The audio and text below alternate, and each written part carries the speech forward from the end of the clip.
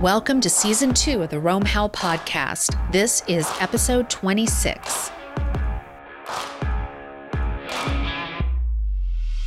Hello, everybody. This is Jennifer Gardner, your host of the RoamHowl podcast. I haven't been here in a while, and so I guess I owe you guys a bit of an explanation. Maybe not. I went down a rabbit hole. Yep, I did. I have been super busy creating all kinds of things. And frankly, it didn't leave me any energy left to create this podcast. That's the truth. That's the straight, honest truth. So I've been doing some thinking about podcasting and business and life and the journey I've been on. And if you don't mind, I'm going to get a little personal here. So when I think about where I was at when I began this journey, this adventure, and started podcasting, it was 2016. It was the presidential election. I was sick of the toxic conversations that I heard everywhere around me. So I decided to start my own. And I came up with this idea of a podcast. I wanted to broadcast the conversations that I was having with people who were fascinating to me. And the thread that runs through those earlier conversations is that these people all had really interesting career paths. And I realized that I was thinking about my own career path. And that's probably why I wanted to talk to all these people. I was identifying with them because they were multi-passionate, multi-talented. They'd had different careers or jobs. They were expressing themselves in ways that were really authentic to them. And they were describing, in many cases, the struggle that they went through in order to reach that point. And I realized that I've been on a similar journey, although the people I spoke to were farther along than me, I think, in some respects. I mean, it's not like I haven't done a lot of things in my life, career-wise, because I have, but I've never really felt super satisfied or like I arrived. Like there was always something else. Like I remember years ago saying to an attorney who had an office in the same suite that I had, that I felt like a little dog that was never able to get comfortable. I know that's like a really strange metaphor, although I love dogs and I wouldn't mind being a little dog. But you ever see dogs like scratching, or they have an itch and they'll bite themselves or they'll scratch themselves and then they'll spin around in their bed or on the floor and then they'll get comfortable and they'll lie down, but they don't settle down for long. Like they're always like scratching another itch. Well, I would say that's kind of how I've lived my life in a lot of ways. But the through line in my own life has been my profession as a lawyer. And there's a lot of reasons for that.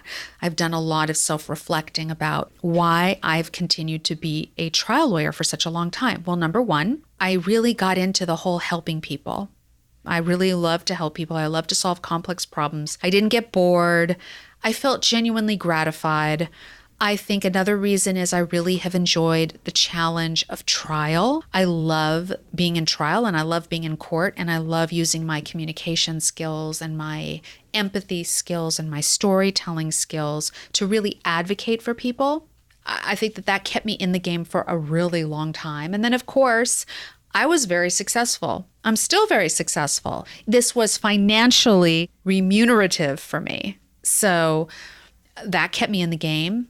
I guess there are like a lot of reasons, and then there's probably a lot more reasons under each one of those headings, and then still more reasons that I could talk about. But the fact of the matter is that I've always been curious, and I've always had this desire to grow and expand and experience different things. And I've always believed that the more that I gave myself permission to do that and freedom to do that, the more it informed my law practice. And then the better I got as a lawyer, the more that informed whatever other interest I was pursuing. Okay, so long story short, I went on a journey. Season 1 was really me being on that journey and taking you guys with me. Now I feel like I have reached a new place. And so I'm about to take you on that journey. I've been working really hard learning how to message persuasively on digital platforms.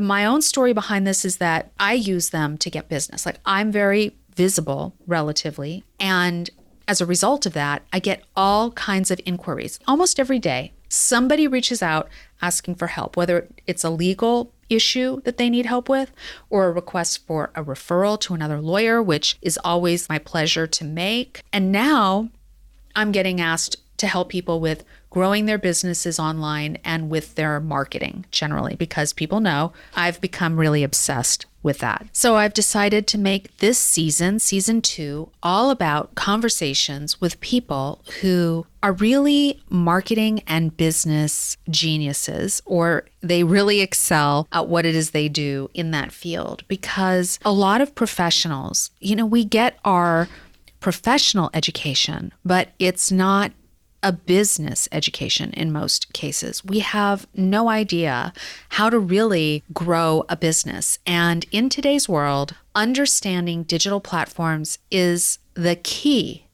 to having a successful business. I believe that so thoroughly. When I look at businesses who are owned by people that are either clients or friends of mine, and they're not taking advantage of the online tools and strategies that are out there, their businesses do not have the same vitality as those that I see and that I know that do. It's really simple. The problem is that we don't know. Like professionals and lawyers, they don't know who to go to for advice. And we're often preyed upon by unscrupulous marketers who don't tell us the whole story. They don't give us the complete picture. They're happy to sell us leads or SEO services or backlinks or blog writing or content writing, but they don't really explain how all these pieces work together. And more importantly, I believe that when you take the you out of the content that you're putting out there and out of the message that you're putting out there, you're leaving so much opportunity on the table, and you're kind of wasting your time because you're not building your thought leadership. You're not building your expertise and your reputation in the eyes of your audience. You're not creating an audience or building or growing an audience. And you're not really effectively marketing yourself as well as you could, so that when you go to actually pay for advertising, which a lot of us do, your paid ads, they're just not going to really work. I'm going to be talking more and more and more about that over the coming weeks, I'm sure, because this is what I'm helping people fix. I've developed a program. Today, it's called, I could change the name, you guys, because I change the names to things often, but it's the M4 method to 10 times your referrals, which is all about the systems and the messaging that you need to be an independent and thriving business. And it's good for lawyers, it's good for professionals, it's good for all kinds of business owners. And I'm really excited to be launching that this year in 2019, because I've been working hard on it for a while, as many of you know. Consistent with that project, I am going to start interviewing people here on the show. They're going to shed some light on all things marketing, business, and digital. And I know a lot of my listeners personally. I don't have a huge audience, although there's many of you I don't know, but I do know that all of this is good for everyone. Anyone who works independently or has their own business, or even if they work inside a firm, for example, the pressure is still on to market yourself and bring in business. So these conversations that I'm going to be having are going to be helpful for everybody, regardless of whether you work for someone else or you're working for yourself. So this is the direction that I'm taking the podcast in, so that I can shed light, educate, inform, inspire on these really important topics. And I hope you find them as fascinating as I do. I know the people that I'll be bringing on here are really exceptional at what they do. Some of them are my mentors, and I'm really happy to share them with you. Today, we have a friend of mine who's someone that I learned from and I'm super inspired by, and her name is Tiffany Carter. We met on Instagram through the DMs. And for those of you who don't know what a DM is, that means direct message. And let me give you a little secret here. There is a lot of networking and business being done in the DMs. So how I met Tiffany was one of us left a message in the other's DM somehow, some way, and we responded. And guess what? We developed a relationship that's like a real relationship. Like we meet each other in real life, in person. We go places together and we share information. And I have joined one of Tiffany's groups where she teaches people all about money mindset and manifestation and how to make passive income. Tiffany is an amazing entrepreneur, very successful 7-figure earner in the marketing advertising world, and a fabulous human. And I'm just really excited to share this conversation that we had. We had it on a Facebook Live, so there might be some technical issues with the audio that I was having on my end. So please forgive me. It was a live broadcast. But without saying anything more, I'm going to transition this right now to my interview with Tiffany Carter. Enjoy. This is a live streaming interview today with Tiffany Carter from ProjectME at Tiffany. And I'm just so incredibly honored to have her on this show. Today, we're going to be talking all about money making and goal setting and client attraction and video tips for sales and sales tips, because she's amazing. I mean, not only has she closed $100 million in sales over her career, she's a former major television network broadcast journalist, and she's an all-around amazing entrepreneur. So, Tiffany. Gosh, I wish I got that introduction like every day upon waking. So I've been an entrepreneur for 11 years, but I wasn't always an entrepreneur. I started my career as a TV broadcast journalist for NBC, CBS, CNN, only making $17,000 a year. A lot of people are shocked when I say that, but it is, a 0.003% of newscasters make real money. And those are the people we all know who they are, like the Katie Courics of the world. I wasn't aware of that when I got into it. I just love teaching and sharing the truth. In journalism, it's fact-based. There's ethics, nowadays it's a little iffy, you guys. But when I was journalist, it was extremely strict. I had to have 3 sources for every single fact that I presented, because I'm all about facts. I'm all about credibility, about authenticity and integrity. So I love that part. What I didn't love is I wasn't making much money. And I knew if I wanted to make a bigger impact, I needed to make more money, to be blunt. So that wasn't going to work. So I left that. I got into another highly regulated profession in the pharmaceutical world, which is why I'm so familiar with working with people who come from highly regulated specialties, professions, businesses. My first business, and that I still have, my primary business, TLC Enterprises, that's dealing with large corporate clients in the pharmaceutical and medical space, putting together digital campaigns and platforms for them in order to create more brand awareness around diseases, et cetera. That's incredibly lucrative. That's my 7-figure business. Love, love, love, love, love it. However, my soul was like slowly dying at a certain point, because there's a disconnect when you're working just with corporate clients versus individuals. Like I was kind of like not feeling I was leaving enough of an impact in the world. I wasn't being as much of service. So I started my second company, which is ProjectME with Tiffany Carter.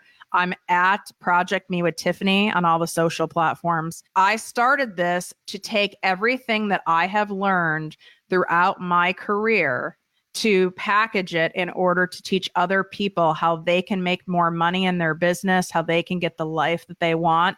I don't take an approach of just strategy. It's strategy plus mindset. I like to say like the whole mindset thing is like stretching at the gym. People blow it off because it doesn't burn calories and it seems like a waste of time. However, over time, if you don't stretch, you become like a hunchback. So it's like the same thing when it comes to mindset. It actually needs to come before the strategy. That's where my focus is. And I've already cracked 6 figures in profit. And I mean, my business is 8 months old. So clearly people are hungry for more, hungry, wanting to learn, wanting to figure this stuff out, and in a non-techie way. What's interesting about one of the things that you said is that you come from highly regulated areas. So journalism, back when you were doing journalism, you needed 3 sources for every fact, which is pretty rigorous. And it's sad to know that the journalists today aren't fact-checking to that extent. But that's another conversation for another show.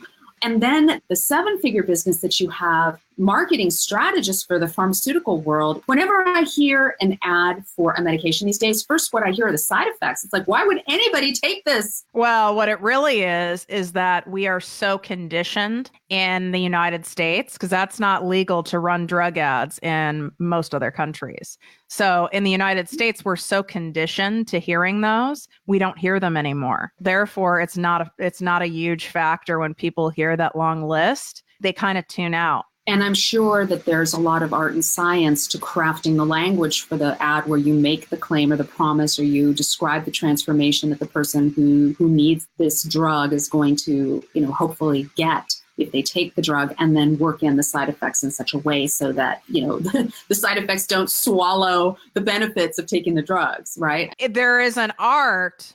But here's what I love about working in highly regulated environments that gets me excited.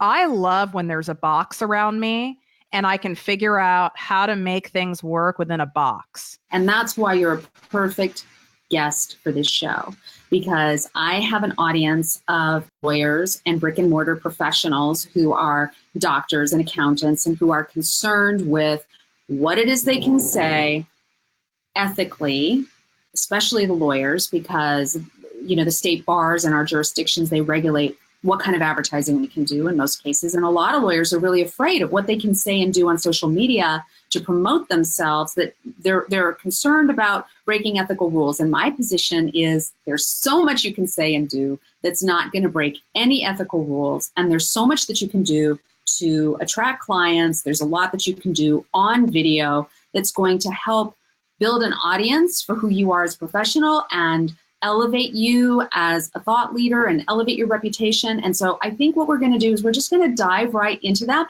And you're the perfect person to advise them because you're used to working within boxes. Right. And here's the first thing, you guys. Mindset's like, stretching at the gym. Okay. You might want to roll your eyes. And I've listened to this, motivational speaker. I've read this book, Mindset. Well, there's a reason why it's talked about so much, is because it's important. It's crucial, actually. So you need to look at it like this. What can I do? Not keep focusing on what I can't do. And that is, I know all of the can't do's, okay? If I only focused on what I can't do in an environment, it's actually $1 trillion environment in the pharmaceutical space, we would have nothing done. So that's the first thing, is shift your thinking. And the question you're even just asking yourself is, what is it that we can do? And there is so much you can do. Yes. Is there a long list of stuff you can't do, or that's even gray area? This is still the wild, wild west. This whole social media, digital marketing thing is still the wild west for regulated environments. Okay. It still is. And this is what we say in big meetings, board meetings in the pharmaceutical industry. There aren't all these case studies. There aren't lawsuits that stack up for things like this. So the box is like a jagged box. It's not super clear. So some of it is your palette for risk. What part of the gray zone are you comfortable in? Because you're going to have a little bit of gray because it's not fully fleshed out yet. But that's why this opportunity is so huge for people getting in now versus getting in, even 5 years from now when everyone's doing it and it's saturated. You just missed the boat. There's so much that people can say, aside from speaking about the merits of the case, aside from speaking about the details, the factual details of a case. There's just so much that people can, or lawyers especially, can do in order to promote themselves. They can speak generally about a topic, but I think that even that isn't even like the best kind of content to put out there. How-to content, I think, is extremely overrated. There's motivational content that you can put out. There's thought leadership content that you can put out. You can be shifting beliefs or misperceptions of your audience. I just did a lead magnet that I plan to use for myself and license to my clients. It's basically how to save money on legal fees before you hire a lawyer. For example, there's tips and tricks and things like that you can do to condition people to be more amenable to wanting to hire you. You can take them behind the scenes. I've taken my cameras towards the courthouse, once inside the courthouse, never in a courtroom. But, if you let people in on your lives using video, people are fascinated by that. This is a good segue to talking about the video piece of marketing for professionals. Your videos are addicting. love to watch you. What kind of tips can you give my audience who are thinking about, well, gee, I'd love to use video. I know it's really super powerful, but I really don't know where to start. Well, first, let me ask you a question back that I think could help your audience. What is it that you find addicting about my videos? I love how straightforward you are. I like how you get to the point right away. I like how you look straight in the camera and you talk about basically people's transformation. Like just what you were saying today leading up to this podcast was, I thought, really instructional and inspirational for me to even watch. So people respond to you being you. You don't have to just get on there and just be, like a pretend little mini, CNN newscaster and be really serious, even though you're in a serious industry. You need to be you. People work with people. Like, I have lawyers. My lawyers, yes. Are they hired based on expertise and referrals? I've heard from, other people, right? Yes. But when I go meet with them or talk to them on the phone, I'm hiring them for a human reason. There's a credibility built, trust built. In fact, I don't care so much about where they went to school, which I know is like a shocking thing for people who are, doctors or lawyers to hear. That's less important to me than that human quality. We want to work with people who we like and who we trust. It comes back to that fundamental. And the thing is, you can build trust much faster in video if you learn to get more and more comfortable with it, right? Like if you're not comfortable with it, it takes some time to get comfortable with it. I've been trained in it, right? So I'm more comfortable. It comes more natural to me. But you can get more and more comfortable with it. And then people become more comfortable with you. And your point is so true. Like, you're not giving legal advice. Like, that's not even what people would want to hear. You can talk about a free resource you have. You can even make a lawyer joke. You can kind of almost like a self-deprecating, you can talk about your best daily practices on getting through a long day. You can talk about the emotional component, people who are going through a lawsuit, or if it's a divorce, whatever your specialty is. You can talk about the emotional component and what you have seen helps clients manage that stress and that emotional component, or how to best communicate with your lawyer. What are some best practices to communicate or to prep for a meeting with your lawyer to manage your costs and save you money? Things like that. And it's things that you want to talk about too. So a lot of times people are like, well, I don't want to get on there and sell like, hi, I'm Tiffany Carter. Like, come hire me as a business coach. You don't have to do that, but you need to be strategic about what you're doing. There's so many things you can talk about that people want to hear, and it's giving them a window into you. Like, they start feeling like they know you if you're doing it right. Oh, absolutely. I can't tell you how many times I go to a bar association conference and I meet someone for the first time. They say to me, I know you. I've met you. I've heard of you. And I know it's got to be because I follow a lot of lawyers. A lot of lawyers follow me. I have videos that are out there, not even a lot of them. And most of them have nothing to do with the practice of law. But what's really, really interesting is that at first I was really shy and afraid to create videos because I thought, well, if my clients see this, what are they going to think? It hasn't hurt my business one bit. As soon as I go out into the real world and I run into someone that I know or someone who's a client, the first thing they want to do is talk about one of my videos. My dog, how cute she is. My horse, how is he doing? My trip to Austria, wow, it looked like I had a really good time there. I mean, this is the feedback that I get. And in none of those videos am I talking about anything legal. I might be talking about how I had a bad day. I've been known to do that, like a challenging day. I'll share my struggle and I'll talk about how I got through it. But there's nothing about any of that content that is violating any ethical rule or any advertising rule. And there is a trust factor that's built. Okay. So what I always do when I'm doing, interviews like this, or I'm speaking somewhere in the world, whatever audience I'm speaking to, lawyers, realtors, medical professionals, whatever it is, you guys have a stereotype, right? There's stereotypes for every profession. So there's a don't trust lawyers. Lawyers only care about money. And I have, whatever specialty you're in, you guys can do this exercise now. Write down, like, what are all those stereotypes? And then you can create your content, your videos to start debunking those. So, okay, you don't trust lawyers. Well, what you've done, Jennifer, is like, you're letting someone in to see you're a human. A lot of people don't think even you lawyers are like human. You're like robots, right? So you're showing them you're human with, how much you love to travel and your horse and all that. That starts building a trust, and it starts debunking these stereotypes. Then people go, okay, like, God, I connect with this person, or they feel more comfortable. A lot of people need legal services, but are spending hours on Google and YouTube researching it to figure it out on their own. They're afraid to ask. They don't want to spend money. They don't know who to call. They don't maybe want to share with a friend or a colleague that they need legal services, so they don't have access to getting good referrals. So they're already spending a ton of time searching online for answers on what they should do.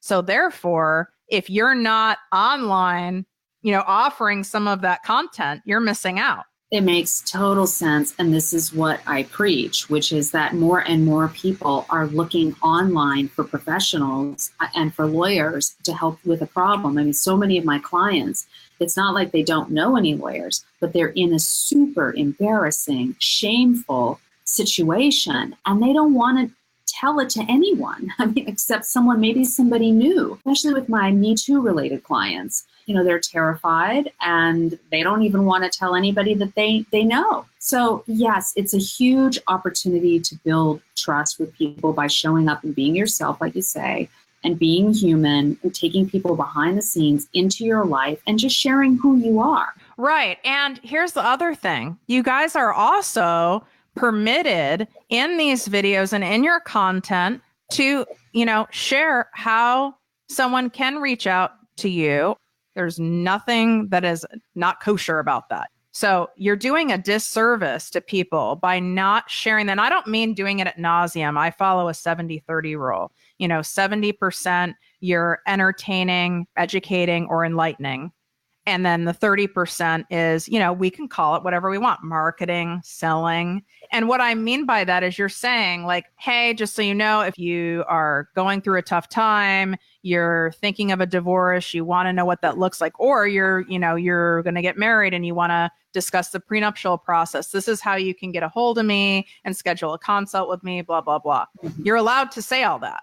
Not doing it, you're screwing yourself, because this is where the people are looking. Yeah, the numbers are really staggering, how many searches there are for lawyers every day on a smartphone. I mean, we're talking millions. This content lives out there on the internet. It really is working for you. It's a great way that a professional can leverage themselves while they're busy, because I know what it's like when I'm in trial. When I'm in trial, the world stops.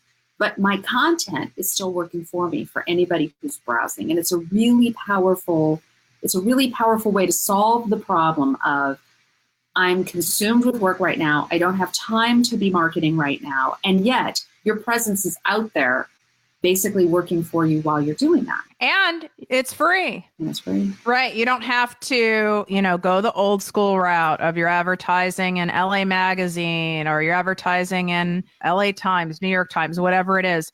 There's nothing wrong with that. That's a very expensive route. It's a little dated, to be quite frank. So you can do this for free without having that whole ad budget, right? And you can plan your content. Jennifer, I know you teach people how to do this, but you can plan your content. You could have it all done a month in advance and not have to think about it again. You got to learn how to do it and do it right. That's the part that fascinates me the most, and that I enjoy the most, and that I love to teach other people. I love to share what I learn because I'm just so passionate about this. This is a good segue, like I was saying, to the issue of client attraction. Okay, so let's say you decide, I'm going to start embracing video. I'm going to do Instagram stories, or I'm going to do Facebook Lives, or I'm going to just make little videos and post them on my social media. How can people attract clients using the video? Okay, so whatever platform, and since, we're all busy, but certain professions were busier than others, especially if you're a litigator. I mean, good Lord. Not that I have experience on the other side of that, but I digress. I won, by the way. But anyway, so of course I did.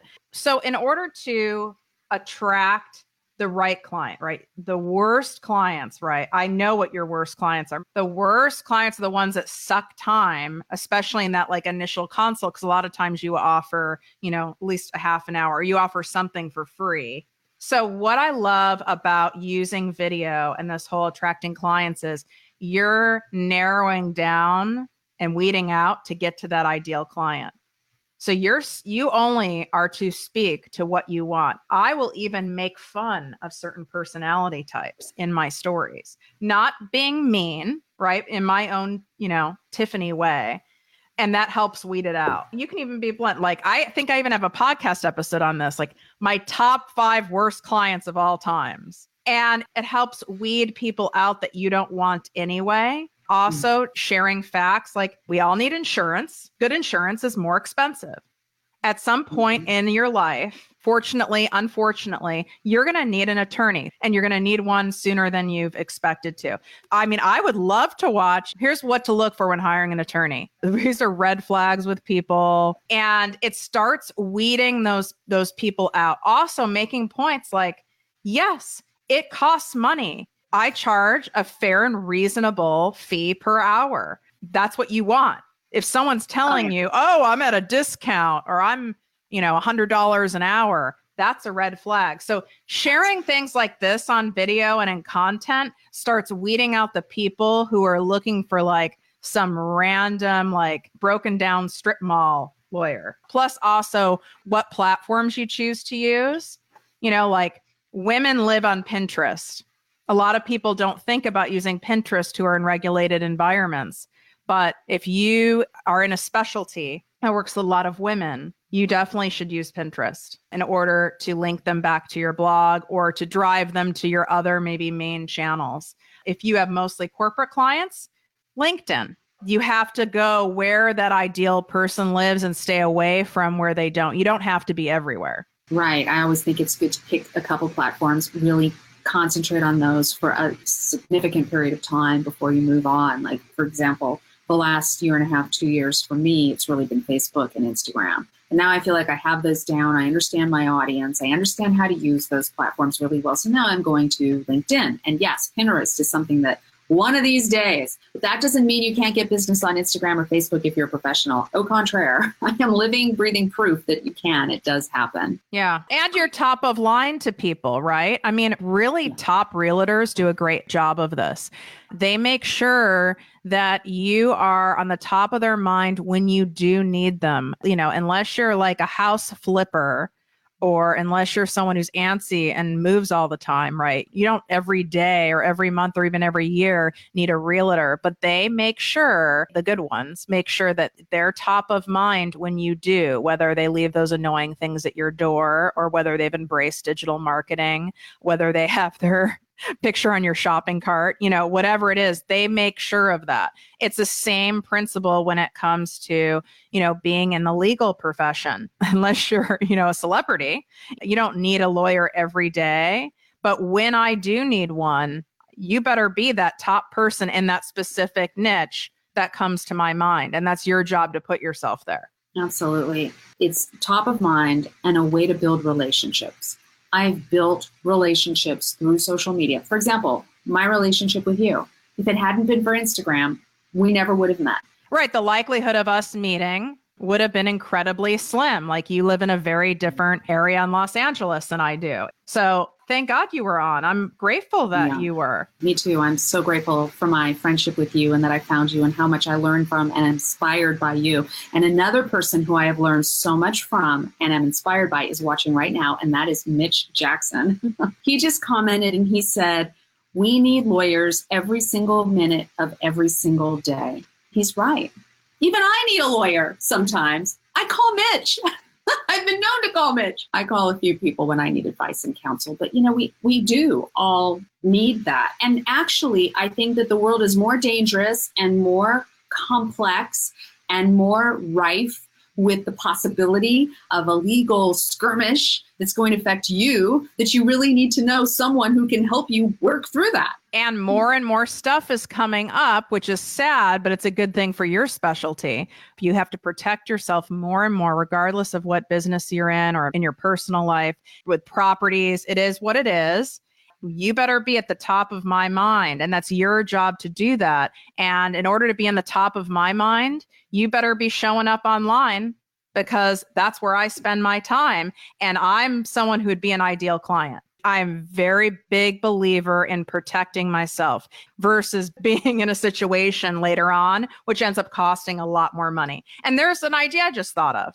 What a great idea for even if you're not, at the level of like Jennifer, where you're doing these kind of interviews, but what a great idea to even have like an Instagram live or a Facebook live with someone like me or someone in a niche. You're not making any claims. You're not my lawyer. You've never done anything for me. I'm just speaking in broad terms of why I think it is so important to make sure you do preventative legal care for your personal life and professional life. So I'm speaking in broad terms. So now you're having someone giving almost like a testimonial on why it's important to meet up with a lawyer, to engage with a lawyer before you do X, Y, and Z. It's a great idea. Speaking from my own personal experience, starting the RoamHowl podcast, interviewing people who have had fascinating career paths. Some of them are artists, some of them are in the online space, some of them are transformational personal development coaches of some kind. I mean, that was so eye-opening for me, and also eye-opening for people that are in my world who follow me and who are interested and who are tuning in.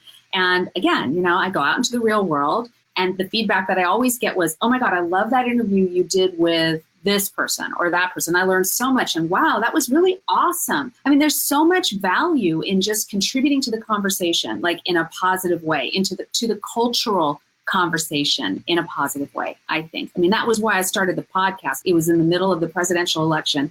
And without getting into politics, I was just sick of the toxic conversation. So I decided, you know what? I'm going to focus on my own, and I'm going to create it myself. And that's how my podcast was born. And it's evolved and it's changed. And what it's done for my life and for me personally while I've been on this journey has been nothing short of transformational. I love that. And when you put out content, don't be afraid to say, like, here's how you can connect to me. Here's how you can reach me. It's like, Don't just share stuff and don't make it clear, or don't go, oh, well, it's in my bio. Like, if they want to reach me, it's in my bio. People are lazy AF by nature. They're lazy. They're distracted. They might, and if they're in your specialty, right? A lot of them are going through a crisis, so they're even more spaced out. You have to spell it out. Follow me at ProjectME with Tiffany on Facebook and Instagram, and you'll see how I do it. Just watch how I do it. I spell it out. Swipe up. Here's the link. Go do this if you want to make more cash in 2019, and do it now and swipe up. Tell them what to do, make it simple, and do it often. You just third point that I promised listeners and viewers that we would cover today, which is making money doing work you love. There's a 3-step process that I take people through. I actually did an entire podcast episode on this. So if you ever want to listen to it, it's ProjectME with Tiffany Carter. It's on everything. So you can just Google it. The first question is, who are you the go-to for, and what is it for in your family? Meaning, does everyone come to you for, recipes? Do people come to you for legal advice? Do people come to you to know what to say when they're in a bind? Do people come to you to ask, should I wear this to this event? Or who are you the go-to for? And I want you to write all of it down in a streamlined consciousness. And it doesn't have to be, professional or fancy. Like I said, it could be because you're amazing at barbecuing. Okay. I want you to put all of it. And then the next thing that you ask yourself is, what is it you love doing that you would do for free? Truly for free. For me, for example, I love teaching and I love public speaking. In fact, I do it for free. 25% of my speaking engagements are for free, pro bono, if you will. I do that because I want to. It's a way of giving back, but I'm also not a martyr about it. I actually want to do it. And here's an example of how you know if it's truly something you'd love doing for free. Okay. I had a speaking engagement. It was in San Diego. Anyone who lives in California knows, we just love our freeways here. And there was an accident. It ended up taking me 6 hours to get to an event where I was not being paid a dime, not for food, not for gas, not for hotel, nothing. In fact, it cost me money to go. And I still was grateful and happy to go. I wasn't happy about traffic, right? But that's how right? That there's not that whole martyr thing, or it's not out of, as I say, fog, fear, obligation, or guilt. All right. Then the third part to this exercise is you're going to see some commonalities. So what are you the go-to for with family, friends, in your, business life? What is it you love to do for free? And circle those ones that you see what's in common. You'll at least have one. If you come to me, which I have people who'll direct message me and they'll say, I didn't come up with any, I did this exercise, it didn't work. Well, how long did you really do this stream of conscious exercise for? Well, like 3 minutes. No, for some people, they've been so blocked, they need a week. Maybe you come up with something when you're in the shower, which is, what happens to me, or you're working out, or you're eating dinner with your family, something comes up, type it in your phone or write it down. So this exercise, for some people, their true desires and even the thought of making a lot of money doing something they love is such a foreign concept. It's so buried that it can take time. So this exercise is what led me to create ProjectME with Tiffany Carter. This is why I came up with this exercise. I'm a big planner person, meaning I like using paper planners. I like using journals. I'm very tactile. I'm a big believer in doing written exercises and, pros and cons lists. So this exercise really worked because when you're seeing it, you're writing it down, it's real. When you're reading it, it becomes more real. And then when you're actually looking at those connections visually, some magic definitely happens. Yeah. It freaks people out sometimes because then they'll go, oh my God, I am not at all making money doing something I love right now. And that's okay. Most of us aren't at some point in our lives, or we thought it would be fun and it's not. Right. Or it's fun at first and then it stops being fun because you burn out. Right. Or, it's just not as exciting because you've mastered it. I don't mean like egotistical master. I mean, there's always stuff we can learn, but it's just not as exciting. And that's what happened to me with my parent company. I appreciate it. I'm amazing at it. I'm well known in that field, but it wasn't lighting me up. So I wasn't getting up in the morning going, yes, I get to, have another corporate marketing meeting. That doesn't mean all of a sudden I dissolve my 7-figure business. That would be dumb. Right. You can always start with doing something on the side. You can start it even as a hobby if that feels safer. When you start lighting up from doing something you love, you end up actually attracting a lot more opportunities into your life. Right. I just want to add one more thing. Sometimes people need new challenges. I'm one of those.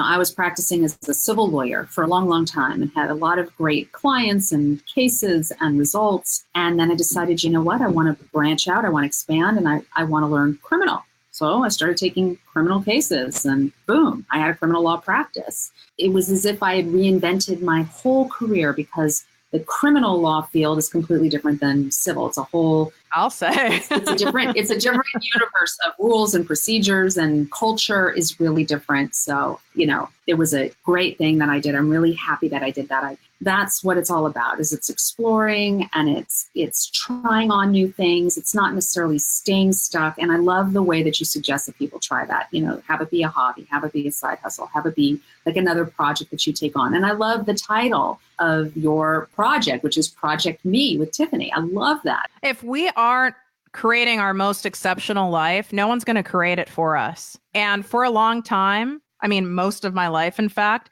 I was reaching for everything externally to make me happier. So people, places, and things, right? Shopping, exercising, money, blah, blah, blah, blah, blah. It didn't matter that I had millions in the bank. That doesn't make me happy. I've done that. That's not enough. So it really starts with us, and it starts with really getting real and honest with ourselves. And most times we need someone to help us with that, especially if we've lived in just like standard operating mode our whole lives. Like, we've not done this. You need someone to help you out with that, who is ideally in your field, in a related field, so you guys can speak the same language. We got another question from Mitch Jackson. How are each of you using attraction marketing on social in 2019? What approach are you both most excited about? This attraction marketing has become like a real catchphrase, but it does work. For 2019, I always say, like, set goals per quarter and don't set too many, because it never feels good when you don't achieve them. It feels much better when you do. So sometimes I only have 2 for the quarter. Granted, they can be quite big. I don't ever do any more than 3. That's just too overwhelming, and it's just a bad setup. It's like saying, like, I'm going to like start a keto diet in January 1st. Like, it's just not happening. Like, mama loves her carbs. Like, it's not. It might happen for like a week and then never again. So make sure that you're setting goals that are realistic and obtainable, but that are still a little uncomfortable for you. Mitch, to answer your question more bluntly, I am launching ProjectME TV in January of 2019.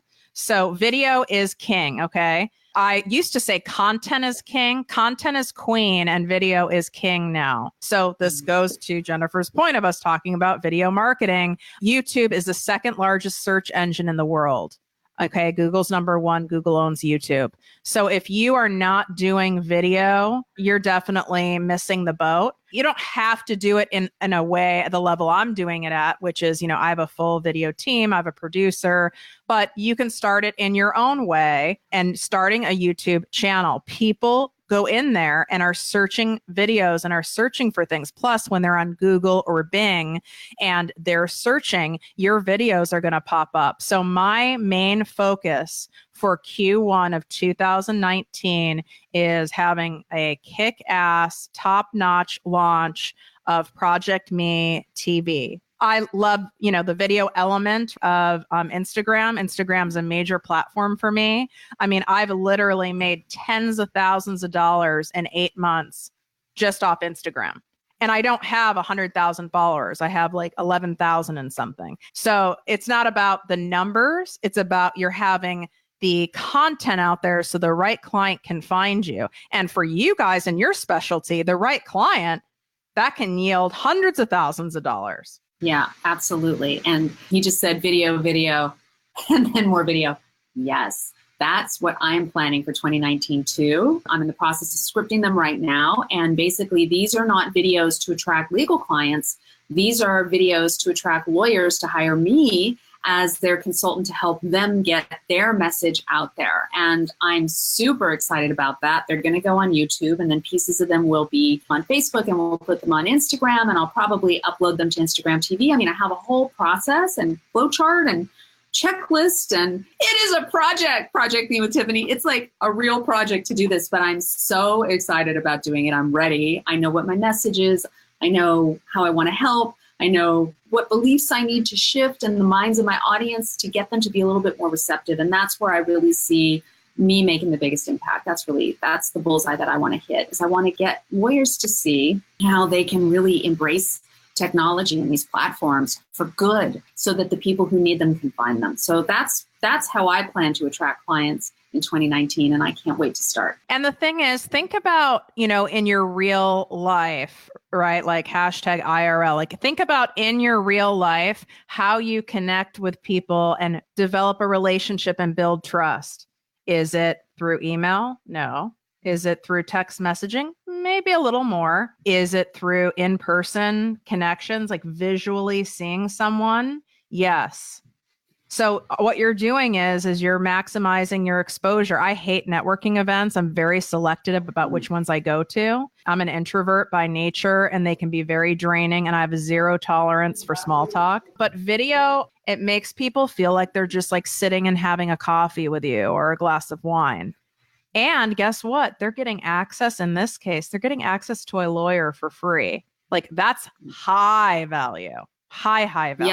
Yes. And you lawyers are getting access to potential clients for free. And when I'm creating content, I'm thinking specifically about who it is I'm speaking to. What is the problem that I'm going to help them solve? And I speak into that problem. And so for me, that's kind of a form of intimacy, to really think about the other person and want to serve them. It totally is. And it can be uncomfortable. Like, here's the big fail that people make when it comes to online marketing, social media marketing, digital marketing. They stop the consistency. Okay. It's back when like having a blog was a thing and people would be like, oh, I'm going to have a blog. And they'd be all gung ho for like 2 weeks or a month and have a blog. And then it's a lot of work to be consistent with content, or they might get sick, or they go on vacation, or something happens to the kids, and now all of a sudden there's no content.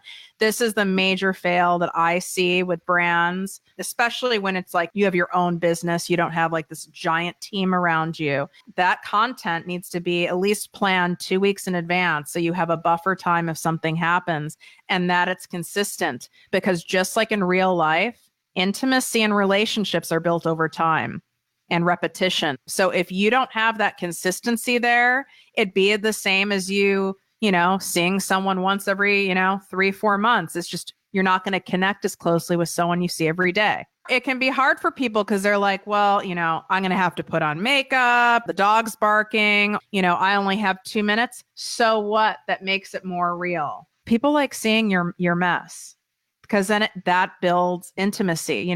I hate people who always have it together and always speak perfectly. And that's a turnoff to me. Well, if it's a turnoff to you too, it's a turnoff to other people. They want to see you like drinking your morning coffee. I love how you show up so authentically all the time as yourself. It's like there's only one of you, so be you. Roger Ailes said, you are the message. Now, he's kind of controversial, I know, but you cannot diminish his accomplishments and the careers that he built by teaching that principle. You are the message. And Jerry Spence, another mentor of mine, it all begins with you. It all begins with you. But it takes courage to show up as you. It takes courage to be vulnerable, to be authentic, to strip away the layers and to really let people into your life. Oh my God. I had this idea for ProjectME with Tiffany Carter for 10 years prior to being able to pull the trigger on it. That is how terrified I was, because my bread and butter was a highly regulated environment with a lot of older gentlemen, and the few women that are there still wore like pantyhose and are very buttoned up people. And I was terrified of putting myself out there, as a personal brand, that I would maybe, lose clients or lose respect. It took me that long before I was finally ready to just do it. So I can really relate to people who feel that way. And by the way, not only haven't I lost one pharmaceutical client, I'm busier than ever because they're finding out about me. Or when someone goes, oh, we need to do a digital marketing campaign. We have a new drug that's going to get approved next year. I happen to be on a lot of people's minds, even if it's for a different reason. They follow me or they listen to my podcast, but I'm at the top of their mind. They're like, oh, you should check out this woman, Tiffany Carter. So I'm busier than ever. I wish a birdie could have told me that back then. I would have started this sooner. Oh my God. Everything you just said could be the subject of an entire hour-long podcast. The speaking in regular language, the doing things even when you're afraid, being courageous, not delaying. The fact that if people wait to implement the things that we're talking about right now, if they wait 5 or 10 years, this is all going to be obsolete, because I don't know what it's going to be. I don't know what platforms they're going to be, but it's all going to look different. We don't know what's coming. So everything in this world is so quickly changing that if I just want to encourage anyone listening that if they're at all thinking, if they're about doing this, if they're all considering it, if they're on the fence, well, let us give you a little shove and tell you to get off the fence and start doing it. And you get better by doing. Amen. I'm with you. If I could wave a magic wand and have started sooner, I would be light years ahead now. But we start when we start.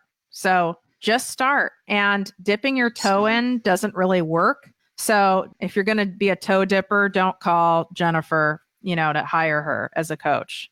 It's a waste of time. Right. And everything she says Including that last part, I completely agree with. You can't be a toe dipper. In fact, the only way to really see results and momentum is from consistency and from doing it. So on that happy note, I would like you to tell people where they can find you and where we can hear your podcast. Yes, I am on Twitter. I'll start with that. It's at Tiff, like as in TIFF, at Tiff Carter, the number 4, and then the letter U. So at Tiff Carter for you. And then Instagram and Facebook are at ProjectME with Tiffany. If you want to listen to my podcast, you can go to my website and go through there, projectmewithtiffany.com.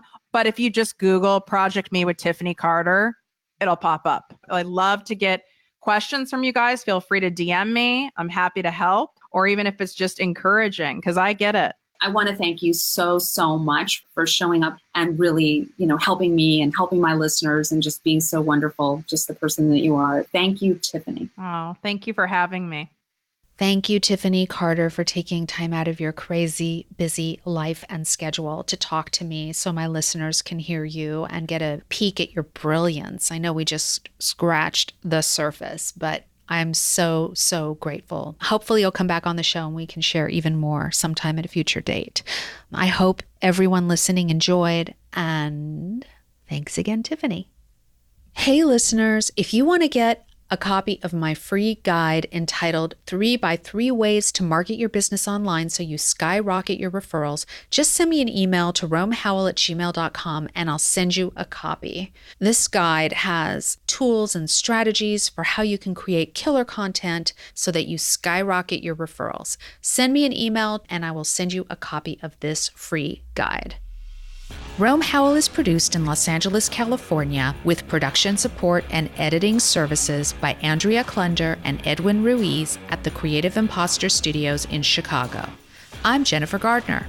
Let's stay connected at RoamHowl on Facebook, at Jen B. Gardner on Twitter, and at Jen B. Gardner 22 on Instagram. Thanks again for listening, and take care.